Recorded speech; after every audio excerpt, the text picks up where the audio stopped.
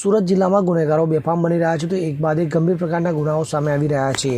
ગુનેગારોને જાણે પોલીસનો કોઈ ડર જ ના રહ્યો તેવું હાલ સુરત જિલ્લાનો માહોલ જોવા મળી રહ્યો છે। ત્યારે વધુ એક હૃદય કંપાવનારી ઘટના સુરત જિલ્લાના માંગરોળ તાલુકામાં આવેલ પીપોદરા ગામે જીઆઈડીસીમાં બનવા પામી હતી, જેમાં જીઆઈડીસીની એક મિલમાં કામ કરતા અને મિલના ઉપર બનાવેલા રૂમમાં રહેતા પરિવારની એક માસૂમ 6 વર્ષીય સગીર દીકરીને એક નરાધમે પીખી નાખી હોવાનું સામે આવ્યું છે। તો દીકરીના માતા પિતા નીચે મિલમાં કામ કરી રહ્યા હતા, તો આ દરમિયાન સાથે કામ કરતા અને બાજુના રૂમમાં જ રહેતા નરાધમ વિક્રમ ઠાકુરે માસૂમ સાથે દુષ્કર્મ આચર્યું હતું। તો દીકરીને આ વાતની માતાને જાણ થઈ અને માતા પિતા જ્યારે માસૂમને લઈને હોસ્પિટલ પહોંચ્યા ત્યારે માસૂમ સાથે થયેલી હકીકત માતા પિતાને જણાવી ત્યારે માતા પિતાના પગ તળેથી જમીન સરકી જવા પામી હતી। તો ડૉક્ટરે માસૂમ સાથે દુષ્કર્મ થવાનું જણાવ્યું હતું। જોકે દીકરીને હોસ્પિટલ લઈ જતા સમયે નજીકમાં રહેતો વિક્રમ ઠાકુર નામનો ઈસમ જે દીકરીના પિતા સાથે મિલમાં નોકરી કરતો એ પણ સાથે આવ્યો હતો। જોકે ડૉક્ટરે દીકરી સાથે દુષ્કર્મનું નિદાન કર્યાનું જાણ થતાં વિક્રમ ઠાકુર ત્યાંથી નાસી છૂટ્યો હતો। જોકે ડૉક્ટર દ્વારા કોસંબા પોલીસે સમગ્ર ઘટનાની મામલે જાણ કરવામાં આવતા કોસંબા પોલીસે તાત્કાલિક વિક્રમ ઠાકુર વિરુદ્ધ ગુનો નોંધી ગણતરીના કલાકોમાં તેની ધરપકડ કરી લઈ કાયદેસરની કાર્યવાહી હાથ ધરી હતી।